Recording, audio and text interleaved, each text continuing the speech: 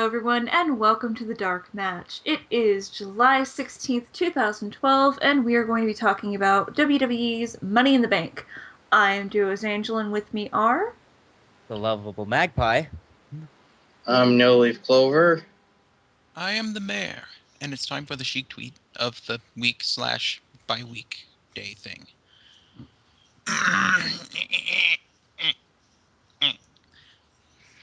Who the fuck watched the WWE Raw tonight? I see the Santino, and I give him the old country way, but I still love him. Fuck. Does it Wait. actually end with fuck? No, that's just his catchphrase. This is our new polite interpretation of the Iron Sheik. Alternate universe. Just wait Iron until I get to the Sheik, Ultimate the Warrior. Irish Duke or something. I don't know. British Oh god, title. that means the alternate warrior would be sane and coherent. With a really good comic. Can you feel the power of the warrior? Scarier. now I'm terrified. Let's talk about something that was predictable. Money in the Bank! You know what? Predictable as it was, this was a really good pay-per-view. Oh yeah, solid pay-per-view. I can't complain about that. And after the normal Sheik tweak, I like some normalcy. None of us watched the pre-show, unfortunately. Yeah, we have no idea who are the tag team champions. No idea at all. Yeah. Not like we see them later in the night. Yeah, I mean they fought a long, hard match and just went home afterwards and probably chilled. Team Black versus Team Mexican. No. So yeah, the winners of the pre-show match were Kofi and R-Truth. So yay, they retained. Was it even a title match? I don't think it was. Especially since Primetime Players are the #1 contenders. Oh yeah, I forgot about that. That's a thing. Apparently, I missed all that. So, show proper starts with, well, first it starts with a video package kind of going over Money in the Bank. Most of which, I swear, most of that footage was from last year. Like, towards the end of the video package, it's all just stuff from last year. Yeah, I think they usually do that so the people who don't work there anymore get FaceTime. I mean, don't get FaceTime. Yeah, and really a lot of the cool spots. I'm not saying that Money in the Bank in recent times has been lame. I'm not saying that, but a lot of the really, really cool Money in the Bank spots were like from the inaugural times, and then the inaugural times of that match, and when they first put that pay-per-view together. Well, if most of it was made up of like several years, I honestly wouldn't know. I could only recognize stuff from last year, and it was a good pay-per-view last year, so I don't blame them for using it, but still, a little odd. After that, we We have our first Money in the Bank ladder match after we get introduced to the Phoenix, Arizona crowd. And this Money in the Bank match is for the World Heavyweight Championship title shot. It's Dolph Ziggler versus Damian Sandow versus Santino Marella versus Christian versus Cody Rhodes versus Tensai versus Tyson Kidd versus Sin Cara. Basically, they decided if we're not going to put anybody else, and we're only going to have 4 people in the main event in the Raw Money in the Bank, but we'll just put everybody in the fucking SmackDown Money in the Bank. Because why not? Yeah, we got a good match out of it. It was a good match, but I just never see the reason why it's a curtain jerker. Yeah, it should be like Money in the Bank. It's Money in the Bank. That's something you don't open the show with. You open the show with like realistically a singles match or something that's just gonna like get the crowd interested. Like I don't mind if Money in the Bank's the second match on the card or third, and then you put some matches between it. Oh, go ahead. Possibly either some kind of feud-ending match that doesn't involve the Money in the Bank. Yeah. Or we could have had like the tag championships actually go up. We've got #1 contenders and everything. It's just why would we? The thing Jules, why the hell would we have the tag titles open the show? How dare you think logically? They have a pre-show, but they're padding.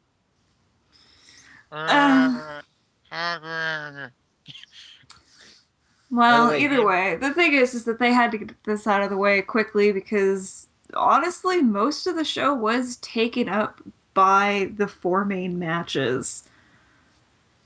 So I can understand why they didn't think they had too much time, although, what?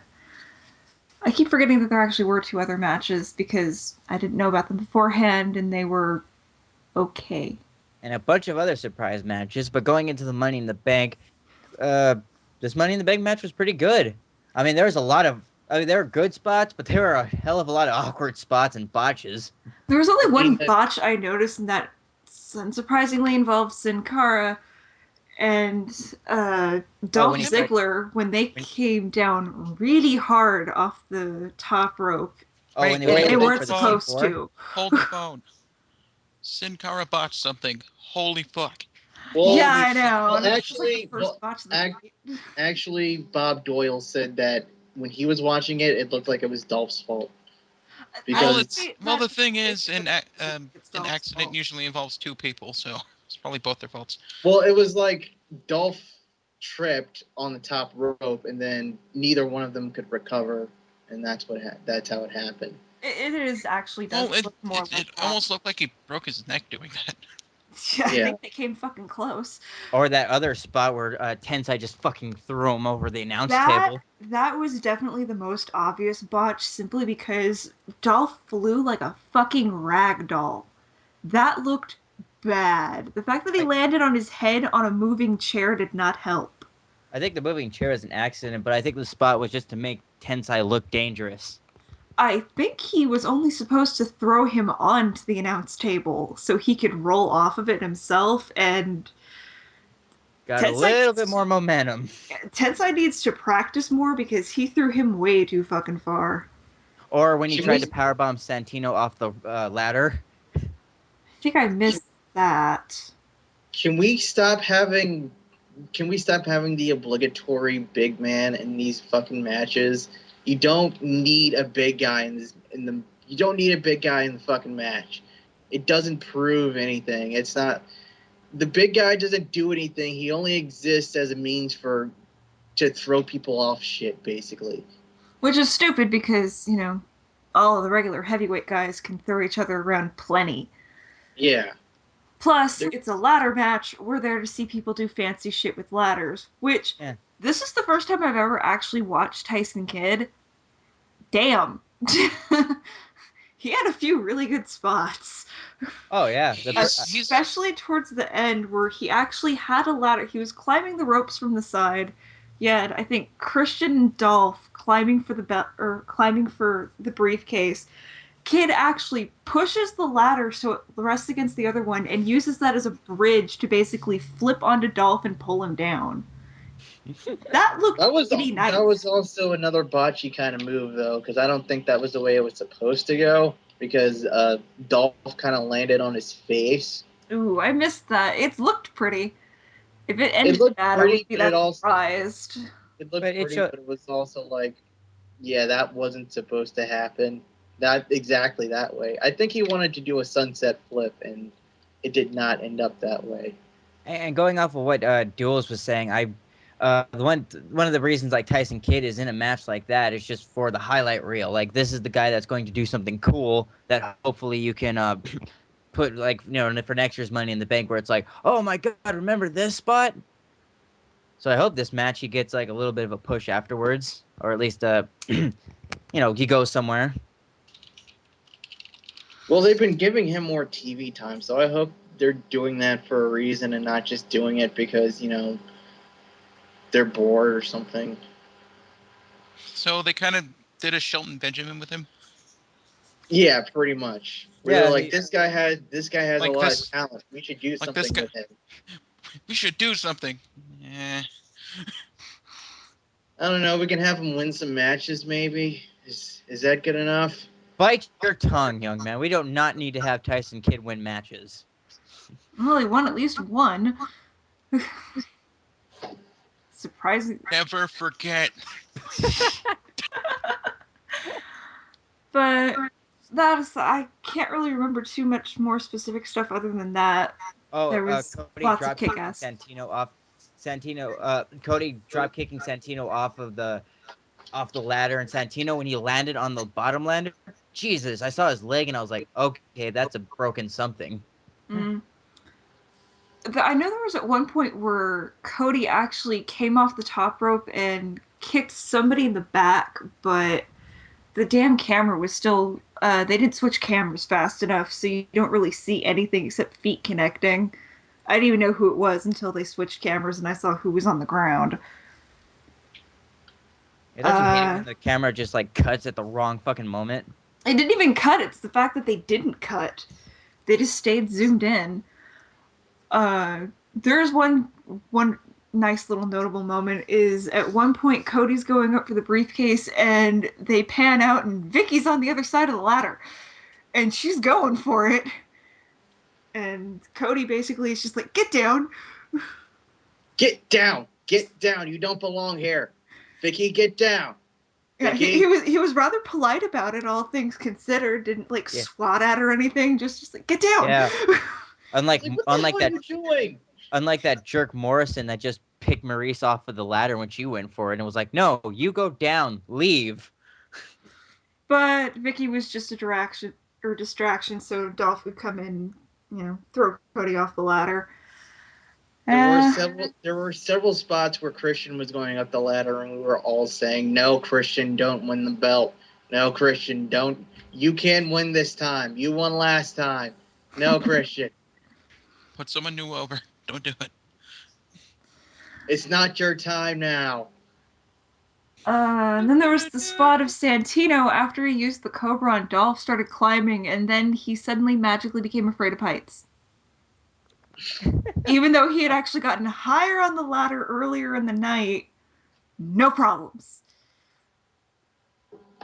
That spot didn't go I'm very about well. to win. I'm about to win. Oh shit, I'm afraid of heights. Get me down. Well, who hasn't had those moments where you like climb on something really, really high, and then you look down and you're like, huh, I am really high in the fucking air right now. I was not expecting this. I want to get down. So you're basically calling Santino Jimmy Stewart. I'm just saying what that movie spot is would that have looked a little better earlier on. The Like the answer is first time Vertigo, he tried to go, but I can see where that would be hard because he was the only one in the ring at the time, and earlier in the night everyone else was still doing okay. But it was kind of awkward. Can't be perfect, but it was still a good match. But you know what was perfect? The outcome where Ziggler wins. Yes, He won a thing. he won a thing. He won a thing. Kind of It's a really important better thing. than him not winning a thing. He won the Lunchables. All right, I hope it's pizza. Oh, God damn it, and nachos. I would like to thank Vicky Guerrero for being me at the end of that match, jumping up and down and squealing at the top of her lungs. That was squee. That is fangirl squee in action for all of you wrestling fans who've never actually seen it. That's about right.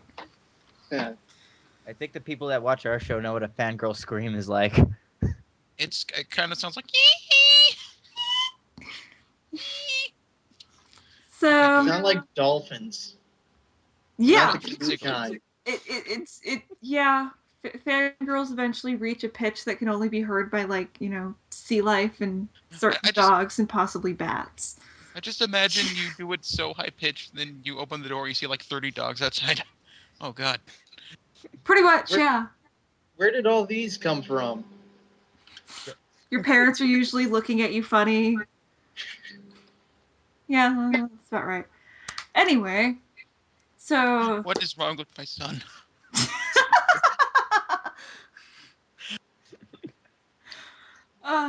So moving on. Dolph has the briefcase, and that's awesome. Everyone's And he happy. showed the world that he could do it.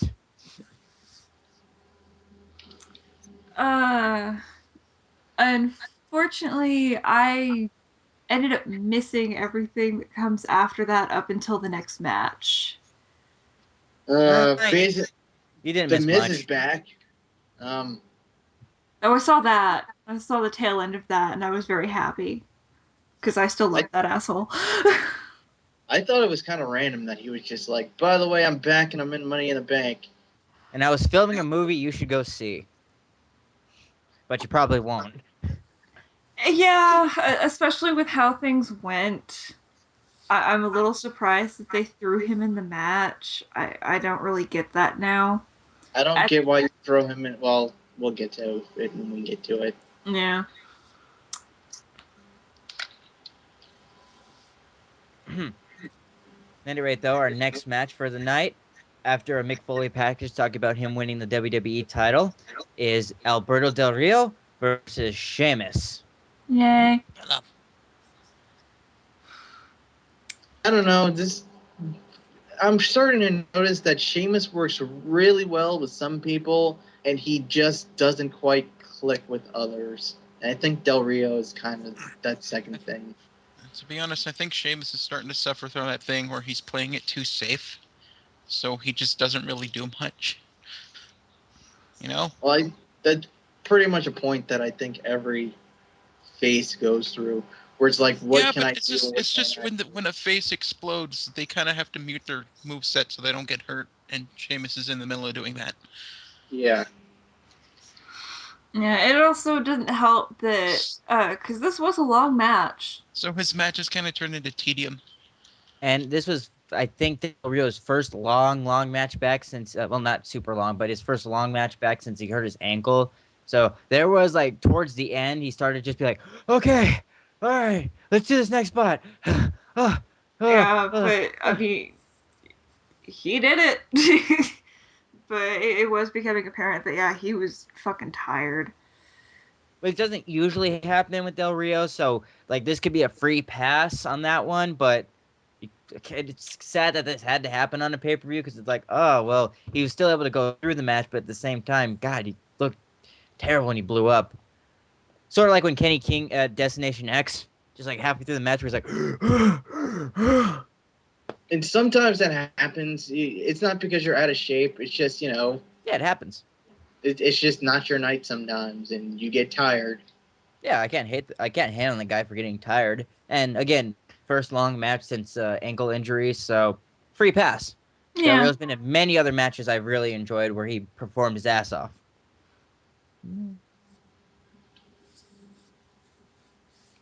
But good match overall. Just I don't. It's just I don't think these two guys have the best chemistry. So I'm Yeah, kind and of they ended up being up against very fierce fucking competition as far Yeah. as like good matches of the night go. Oh, we'll get to that. Very Although soon. Although realistically, since I don't know if this is the blow off for the feud, we're gonna have to watch SmackDown to find that out, or possibly Raw later when it turns on. But since let's say Sheamus knocked off Del Rio, Ziggler's still waiting in the ring, but I don't think he's gonna waiting in the ring now that he's won Money in the Bank. But I don't think he's gonna rush to cash in soon. Who do you think they're gonna get the feud with Sheamus next? But yeah, the thing is, a lot of things were like above average, and this was just the average one.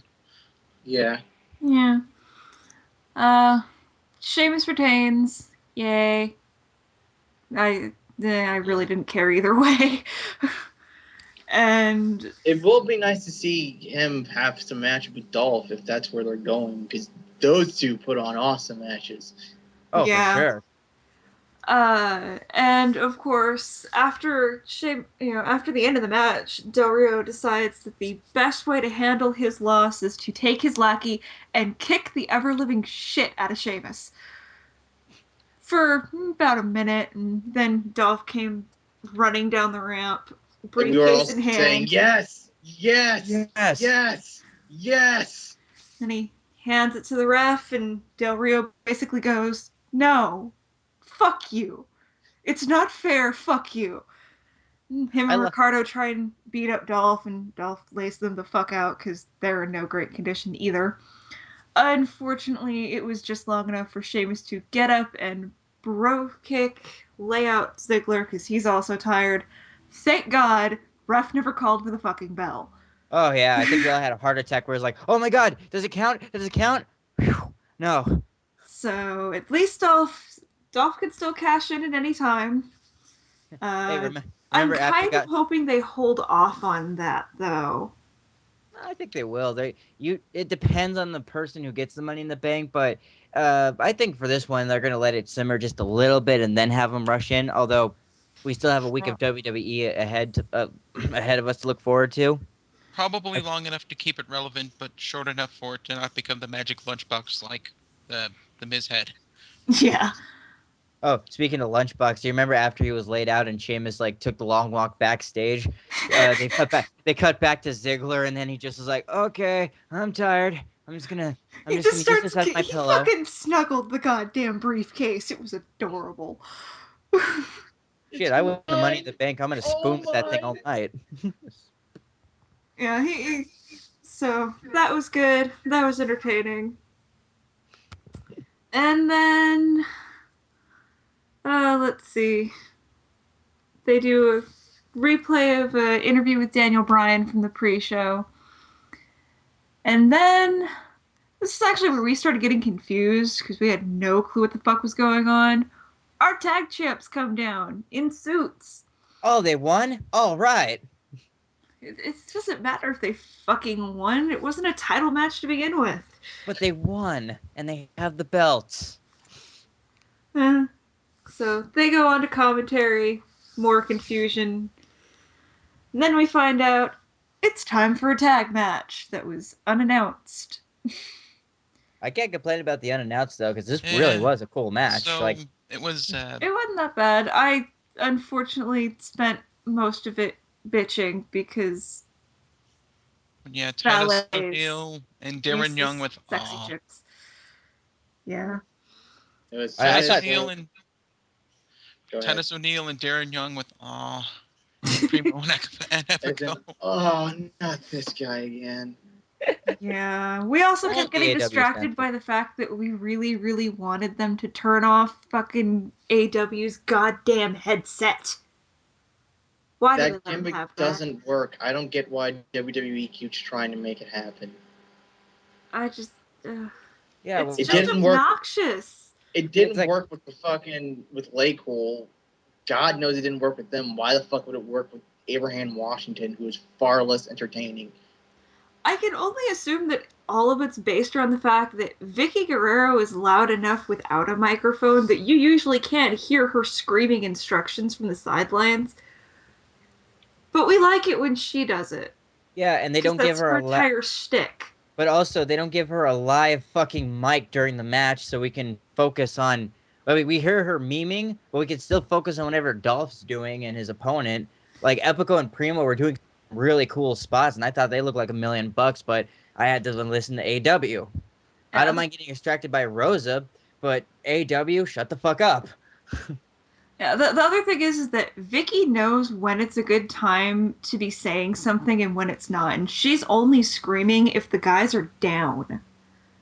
Yeah. You know, she's usually just screaming for him to get up or to do something. She's very careful to not actually draw attention away from what's happening if something's actually happening. So, Or like if she yells out instructions, they're the right instructions. Like I think there was it may have been this pay per view, but or SmackDown, but I remember there were times where it would be Titus or Darren Young getting beaten up. He's like, "Come on, get up! You have to lay up on him, lay up on him." I'm like, he's getting his ass kicked. Don't tell him instructions for offense. Tell him to get his ass up, you idiot. New instruction: stop getting your ass kicked. That would have been better. Hey, hilarious. you're not supposed to be down on the mat. Do Did the you know opposite that? of what You're you're not doing supposed to right be on the now. mat.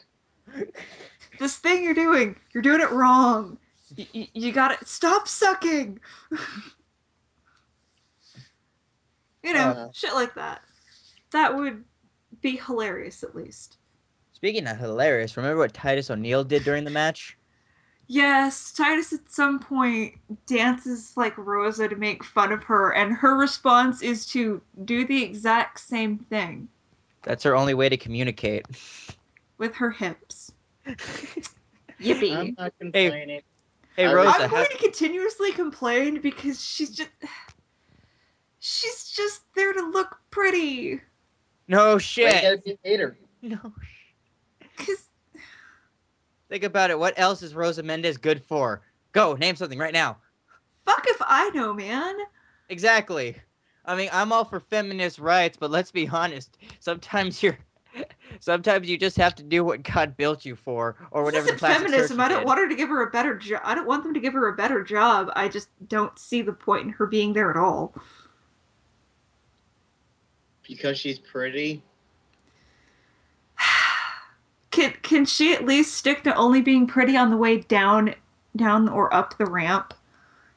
Do I have to have a quick comedy spot where she just dances?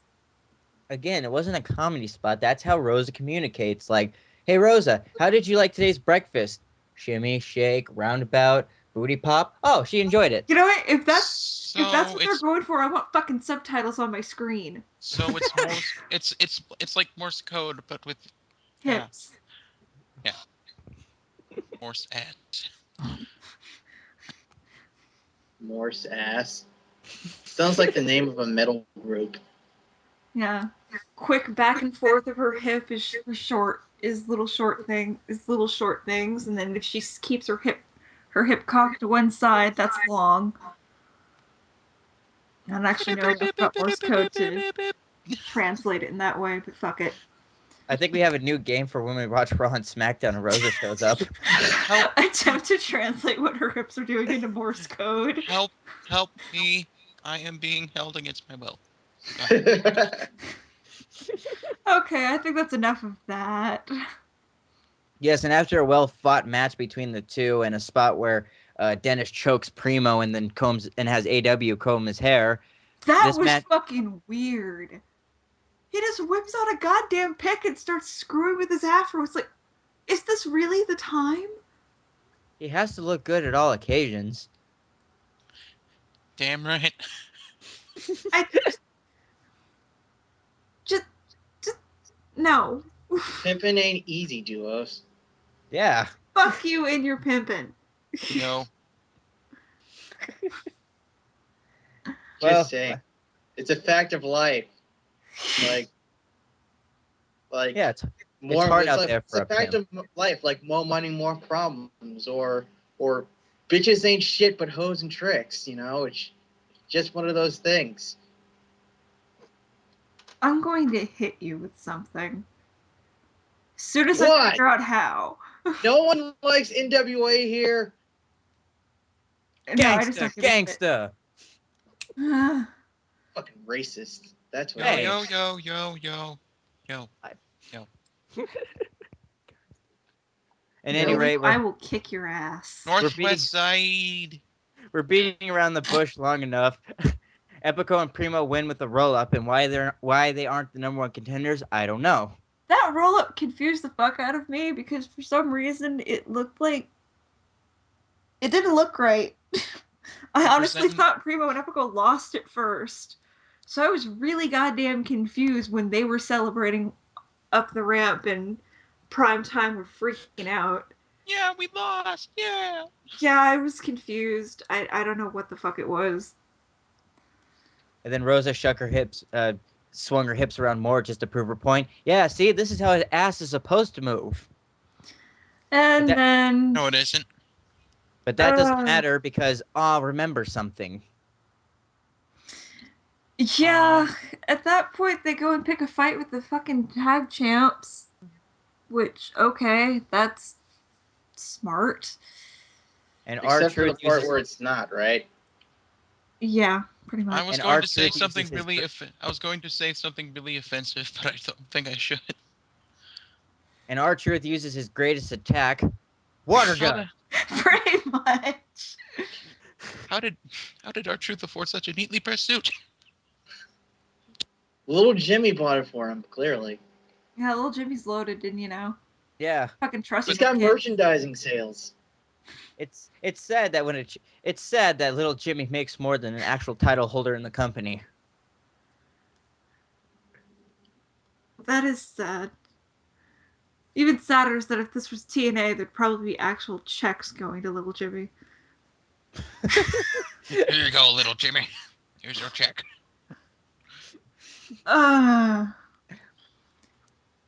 Then we get a recap of our next match, which is going to be the no disqualification match. When did it become no DQ? Who cares? a couple It was a hours brilliant. before, I For think. Man. once, this was a good idea. And it was a no DQ match for the WWE Championship. Daniel Bryan versus the WWE Champion CM Punk. Awesome! With special guest referee AJ Lee. I Yay! was sad because they teased that she wasn't going to be in the match, and I was like, oh, what's even the point of watching anymore? That did suck that early on they have her take a bump and she has to go into the back and they bumped her replace head her and with she has some to- random old white guy. She bumped her head and she had to go to the nurse's office. Pretty much. But that did give us time to, not be distracted by how fucking adorable she is at all times, and we got to watch Bryan and Punk beat the shit out of each other. Which was the awesome. weird thing is that they only really used a kendo stick and a chair and some outside brawling, and that was it. And it was still really fucking intense. How many matches, no disqualification matches, only have a chair and a fucking kendo stick as the weapons used in the match? Like, and a two, table, maybe? but we'll get to that. I liked it though because those were the main three things. I like the simplicity of it, Joe. Just when they kept it low, because like with WWE no DQ matches, it's let's use everything under the ring and anything we can think of right now, and it just becomes like, oh great, we're gonna see 20 different items used. But this kept it simple. This kept it about those two fighting each other, and it less is more in this situation. Especially since they were essentially just trading off after a while. Bryan got the kendo stick, and that got awkward because he shouted yes with every single hit he did. Kicks, punches, all of it. And somewhere a fan fiction writer was just typing away after seeing that. Well, it did give us one good thing in that after a while the crowd started chanting no back at him. Yeah, he made it, and that's the great thing about Bryan. He made it annoying enough that the crowd wasn't chanting it with him. Some of them were a few times, and then at first I honestly think that the crowd was trying to have it so that anytime Punk landed a hit, they'd shout no in retaliation when they were trading punches, but it wasn't working out right. So they finally just gave up on that and just started chanting no. Which is cool. It kept the crowd really involved and invested in the match, and the heel did a good job of making you not like him. Oh, yeah. Go figure. The heel doesn't want cheap pops. Take note, every indie wrestler ever. Oh, and it really came to a head when it was when Bryan was going for the surfboard spot, and he was like, "Yes!" and Punk was like, "No, yes, no." Yeah, and at one point the crowd started chanting for a table, which, okay. So Punk goes to get a table while Bryan's laid out, but Bryan got up and distracted him before he could even set it up. I think that's what eventually led to the kendo stick. And then, as it went on, our dear little AJ showed back up and threw the other guy out of a ring. She's like, "Get out of my ring, bitch." This is my match. I'm supposed to be refereeing it. Could you, leave? You're kind of harsh and mellow. She was nice about it, I think. She's just like, go, shoo, away. And I believe at that point, Punk and Bryan are pretty much laid out from opposite sides of the ring. And here's the most AJ just interesting kind part of the match. this is where everything got magical. AJ just kind of looks at them both and then goes outside the ring and she's looking for something under the apron. She gets a chair. And at first it looks like she's going to use it on one or both of them.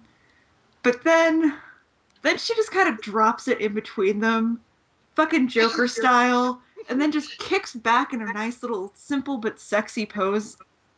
And just I think waits we're to see all what strangely happens. turned on. Now beat each other to death. Strange nothing. We were all like, this is far too sexy. Oh yeah, and that I'll just be in it my just continued in that vein. Does this not entertain you? Bryan gets the chair.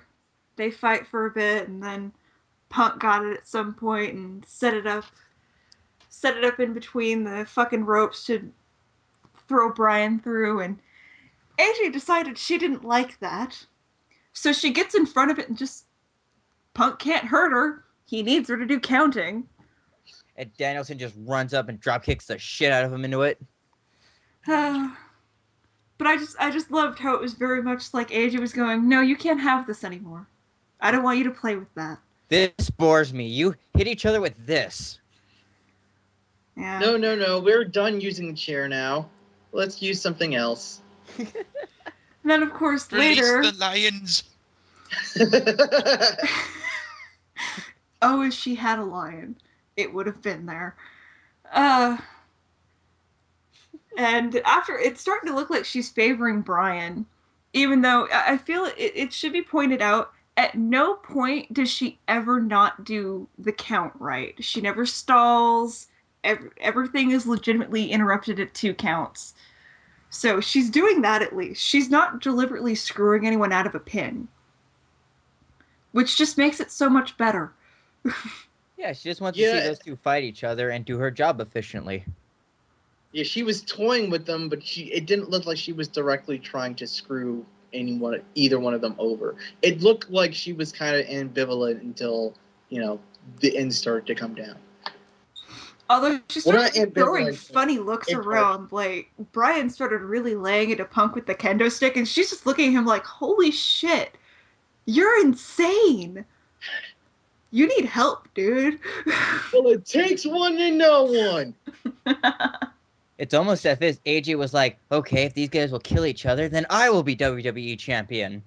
Oh, and weren't we all just waiting for that moment where she just does something? Anything. Steal the belt. I don't care, but no. Sadly, no. And then after, like, she started just like, okay, fight for my affection, they just really started to get more of, like, the brutal spots in there, like when CM Punk suplexed Danielson onto the chair, like, as he was just doing the move too, which I haven't seen that spot since Necker Butcher did the homicide, but ow. Oh, I forgot about that. That looked ow. Or when he went for the atomic elbow and just right on the chair. Oh, God. Yeah, it was getting fucking brutal there at the end. It was glorious. And it kind of makes sense to have the no DQ feud. Like, although, like, they're annoyed with each other and hasn't gotten to a point where in the feud when you're looking at it where it's just like, oh, these guys want to kill each other, but you get that feeling they strongly really dislike each other, so a no DQ stipulation makes sense. Well, the thing is that the way they've been going, because AJ's been around, they haven't really... I suppose it's just the way things ended up going, because they'd end up focusing so much on AJ, trying to convince her that one or the other is lying, that it makes sense that, until they're actually in the ring, told, do whatever, that it would suddenly just sort of appear. Because they didn't have AJ to focus on, it was just them. Yeah. Now they're like, wait a minute, I don't like you. Neither do I. Let's try to kill each other. For a couple of minutes, I didn't see AJ leave, so I thought she turned into a man. That was a good moment. Is it just me, or did AJ look like a old, doughy white guy all this time? Huh. It's a trap all along. Great stuff with her makeup. Fucking elven magic. Glamour. The Dream King took away her glamour spell. Oh, I'm so glad you got that. I didn't, but it was funny.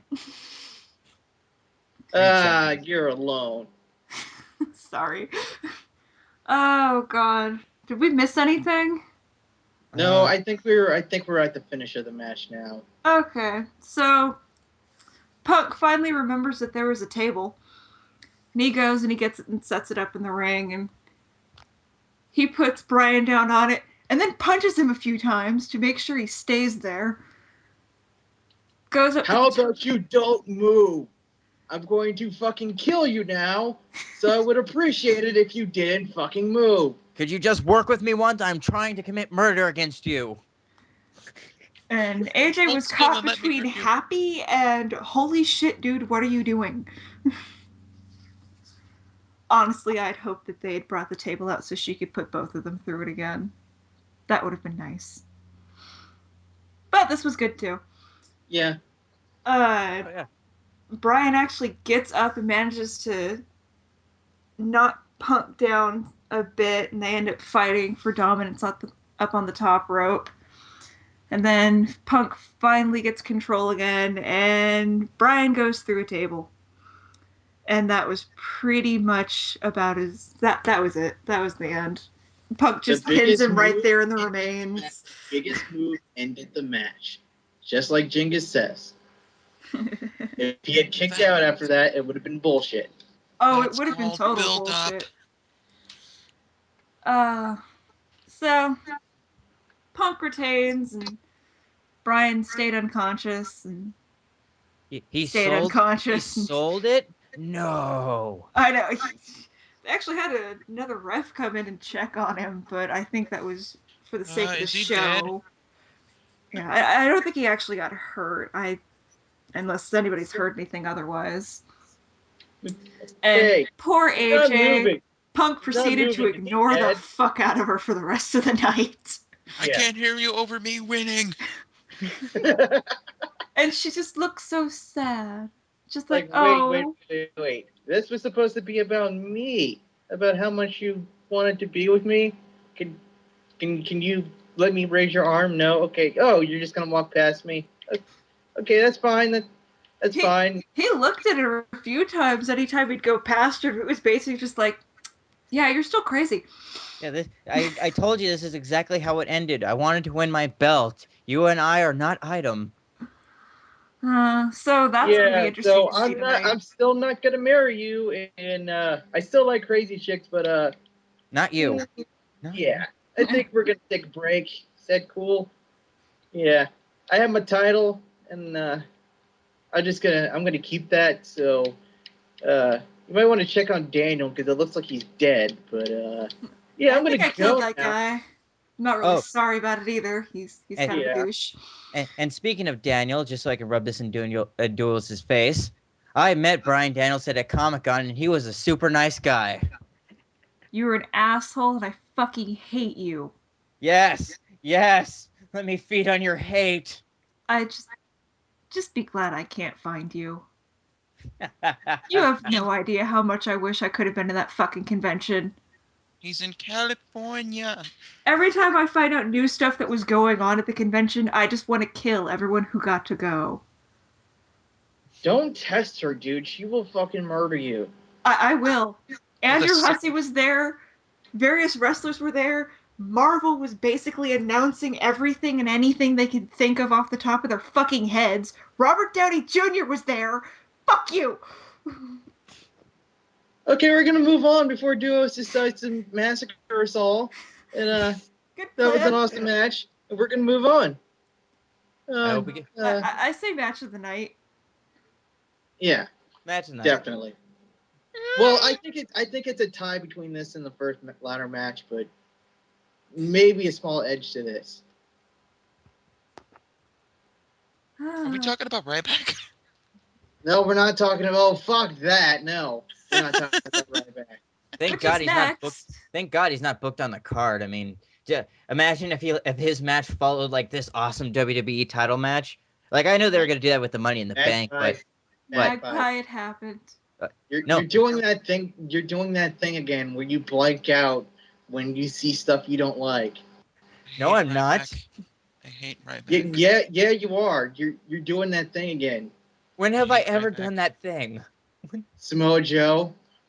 Yeah, he had that awesome match with Christopher Daniels at Lockdown in 2010. It was great.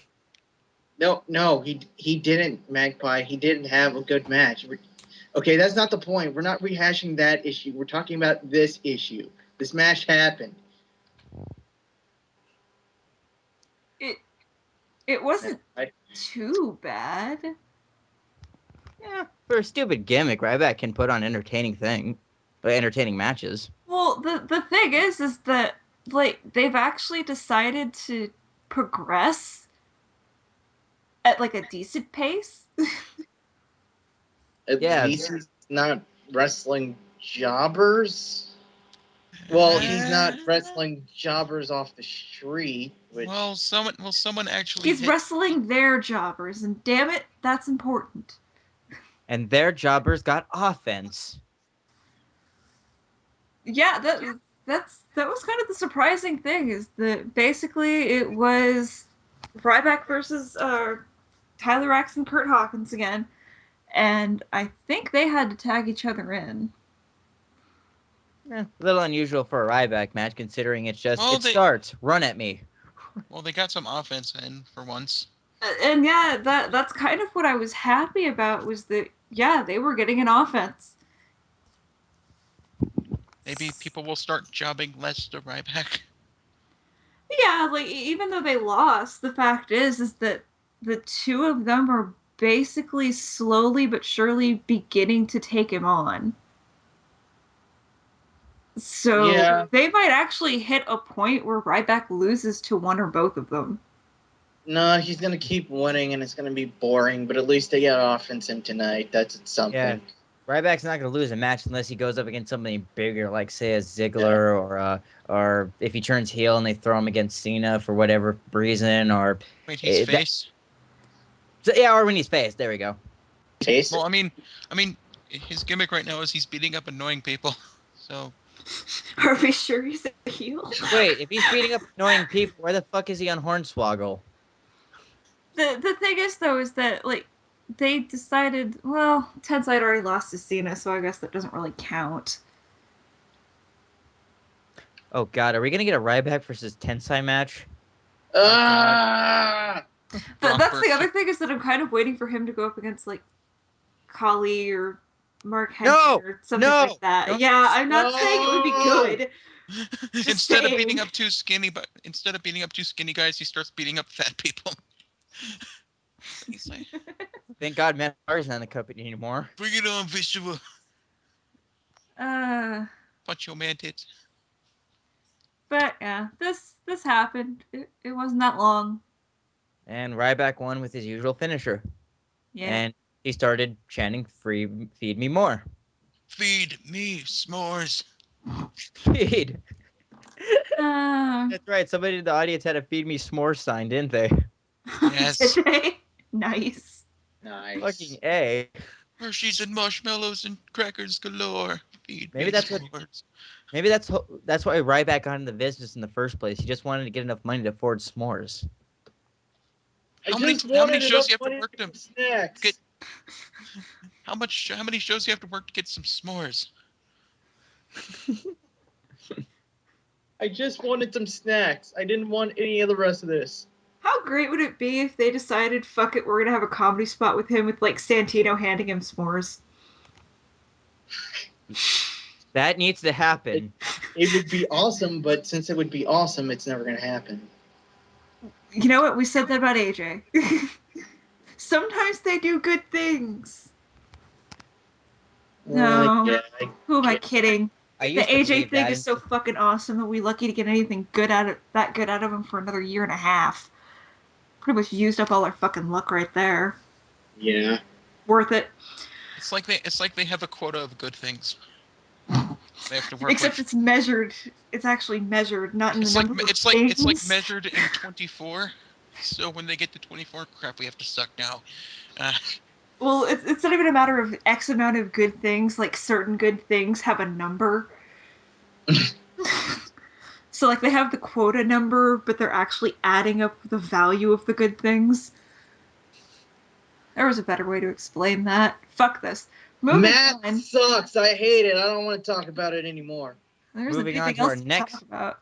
Moving on to our next surprise match. Well, before that, we got more hype for the 100th or 1000th episode. 100th episode. 1000th episode. Talking about Chris Jericho's debut. Then our next surprise match. Yay, Divas. The Divas. Yeah. Divas. Layla, Caitlyn, who I honestly did not know still worked there. She was at the barbecue a couple weeks ago. I didn't see that. She filled that talked to bikini top AJ, really nice. She talked to AJ like 4 months ago about the whole Daniel Bryan thing. And Yeah, I just keep missing her. So, Layla, Caitlyn, and Tamina versus Beth Phoenix, Natalia, and Eve Torres. And I can't complain about this match because everyone did what they were supposed to do. it's just I mean, every Diva match is like played on fast forward. Mm. that's a good way to put it. Yeah. I love how everyone got their unique offense off, but when it was Caitlyn's time to go in there, her unique offense was bitch slap, bitch slap, bitch slap. And now you see why she's not on TV very often. Pretty much. I, honest to God, I don't even remember anything about this match. Tamina did a really cool super kick. Caitlyn botched a spear. I remember that. That was a spear? I thought that was a jump hug. Yeah, I thought she was trying to leap into someone's arms and then they just fell. But I think that was supposed to be a spear. She was just Like, I think really, it was really like, oh, I excited love because you. she was on a pay-per-view. And she just couldn't contain it anymore. She had to glomp someone. It's like, oh my Really? god, I'm You on a didn't have pay-per-view. anyone better in the back?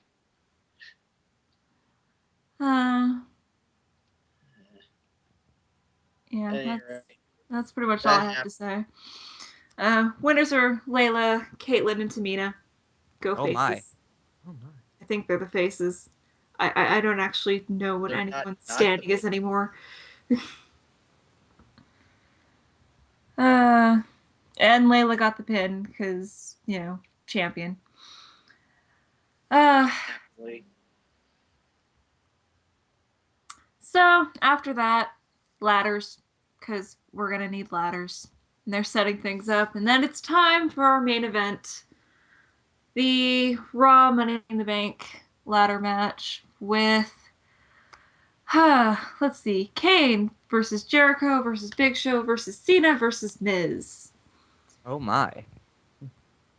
I sadly was kind of very distracted while this was going on. Yeah, I was kind of at that I don't really care point, so. I The gotta only say, thing I remember is that early on, they all took every fucking ladder and piled it on Big Show. I remember that. I got up for like 2 minutes of the opening match just to get something to drink. I come back, and as soon as I come back, Big Show is already F5 through a table, and now they're just proceeding to bury him with ladders. Which is sort of ingenious when you think about it, because it's like, okay, who's the biggest threat? Him. Let's get him out of the way right now. I gotta say though, for a match I didn't care about nor had that much faith in, it did entertain me. Yeah, everything I saw of it was nice. I definitely don't have any complaints. Yeah, It was okay. there's some legit cool spots. I liked it when Jericho put Miz in the Lion's Tamer walls, and then he finally just did the deep walls, and he was like, "I'm breaking your back, fuck you." Miz tries to go for the rope. He's like, "Oh, this doesn't work." Wait, the ropes are supposed to break this. I don't understand. What is going on?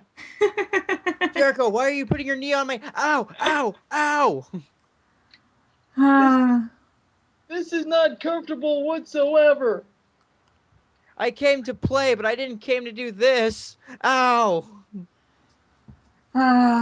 Oh, by the way, does anybody remember? Like, it was later in the match. I know I'm skipping, skipping back and forth, but did anyone remember when Miz was thrown out and then Big Show threw the ladder on him? The ladder looked like it just smacked him right in the face. Oh god, yeah, that looked painful. Welcome back, Miz. I hope you didn't enjoy your face too much. Hi, Glad he got rid of the Miz. Thank Mohawk, God though. you're done with that movie shoot, because you ain't gonna be pretty for it no more. Nope. I'm glad he got rid of the faux hawk, though. I mean, now he has that regular stupid haircut, but it wasn't as dumb as the faux hawk. His hair's poofy. By the way, I will be reviewing No Holds Barred. I'm like most of the way through it, but then I had to stop because I needed to sleep and wash the dirt away. So yeah, look out for that. It's Yeah. exactly what you expect it to be. So he kind of should say about this match. Yeah. Well, there was one part of it that was kind of unpredictable. Mostly because it wasn't supposed to happen. But that would be the finish. So. I like the not just jumping on the finish, but I like the seconds beforehand when they was leading into the finish where Jericho was like, "I'm gonna get it," Miz and Jericho are fighting on the top, and then Jericho gets pushed off, but he's still holding on to the briefcase, and he's just like, he's floating there for a second, legs dangling in the air, like if he was in a school production of Peter Pan and his wires got stuck. Oh god, that was good. Miz basically knocked him straight off the ladder, and he had to use the fucking briefcase to get back on it. And Jericho had that moment of panic where he's like, "Ah, oh shit," which I don't blame him for. Yeah. But I liked when Big There's Show no started climbing graceful up, way to fall from there. and then Big Show started to climb up the ladder, and then that look on Jericho's face. Oh crap! We almost forgot the fucking giant ass gold ladder that Big Show eventually brought out from under the ring. And that fucker got set up, and that was it. Because no one else could move it. And they tried. I think maybe Jericho tried. Like, he looked like he honestly wanted to move the ladder for some reason. It's just like, yeah, no, that's not going anywhere. Like, wait a minute, I'm supposed to set up the next spot, and this thing is in the way. Yeah, I'm not going to be able to move that. Fuck it.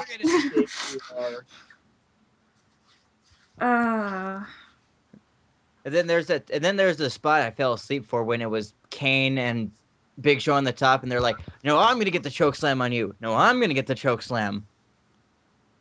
They've done that spot a million fucking times, though. That's why I didn't care about it. Yeah. But then after that spot, Cena rushes up. We ready to talk about the finish? I think we are at this point. I actually rather like this finish just because of what ended up happening. Big Show and Cena are at the top of the ladder. Cena grabs the briefcase, but rather than trying to actually get it off, he starts smacking Big Show in the head with it, putting quite the obvious dent in it. And he just keeps beating him in the face, and then all of a sudden the D-ring just explodes or something. It broke. And Cena's like, "Wow, cool." And it was pretty obvious it wasn't supposed to happen because Cena just looks at the briefcase like, "Oh shit." And he just kind of starts laughing, and Big Show finally he knocks Big Show off, and I think, and he's just like, "Holy shit, I won! I was supposed to win, but damn, that wasn't supposed to happen." But he looked fucking thrilled, and honestly, I would have been too, because that was just hilarious. It was. And it was such a great moment. This is why John Cena doesn't put people in the STFU anymore. Because he's strong as balls and he will legitimately choke someone the fuck out. Yeah. That sequence was just fucking hilarious. Then he holds it up. He's like, "Yay!" That face he had was fucking priceless. He just looked so happy. He's like, huh, that wasn't the planned finish. Fuck it! But I still won, bitches! I win! Yay! Go me! And all the smarks cried. I knew it was gonna fucking happen. And honestly, At least it wasn't Big Show. there's that, and the fact that for a little while I thought maybe they might honestly give it to Miz for some fucking reason. I don't know why. I just couldn't think of any other reason why they suddenly put him there. Yeah, he came back. It would have been a nice shock, I guess, but it would have been dumb. I'm not saying it would have been a good idea, but why the fuck else was he even there? I'm guessing like the day of the pay-per-view in question, if not that, then the day before, they were like, "Wait a minute, we don't have that many guys that can do cool ladder spots in that match. Oh shit, who else could we get? Is Evan Bourne still injured? Damn it. Miz, you were in a Money in the Bank, right? Yeah, I won. Yeah, I don't need to hear any semantics. Get in there." So what do you want me to do? Wing it! Just don't win! Fine. Well, I'm good at that. Oh,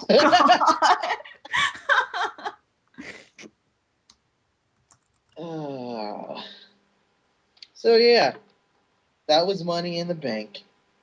It wasn't bad. I think it was really fucking good, but I honestly haven't been able to watch much in the way of pay-per-views. I think the last thing I caught was WrestleMania. I think the main reason people were knocking this is because Cena won, and they hated when Cena wins. The thing about that is that, yeah, okay, I'm not all that excited about the idea of him getting the belt again, but we gotta look at this from a storyline perspective, and that kind of is why he won. He didn't win because they wanted to have the belt. He won because they wanted him to go through with his word of beating the Big Show.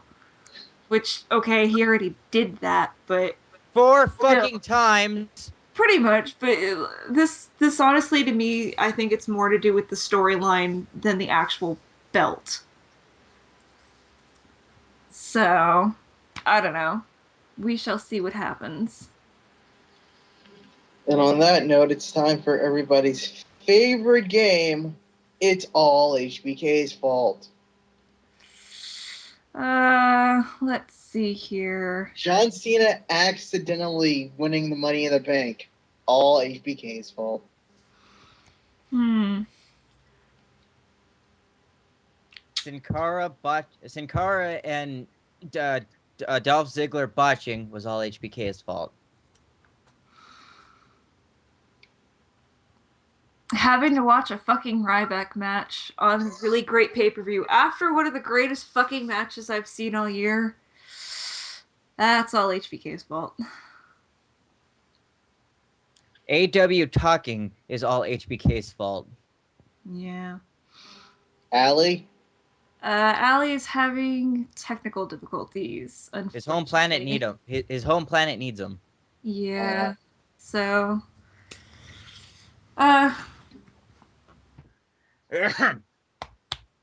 Okay, so here's our shills. Don't forget to subscribe to us on Blip TV or on YouTube to keep up to date with all of our videos. You can also like us on Facebook. Don't forget to follow us on Twitter at DarkMatch Wrestling. You can also follow us individually on Twitter as well, except me. And don't forget to check out TRA Productions, where all our videos plus a lot of other great stuff is hosted.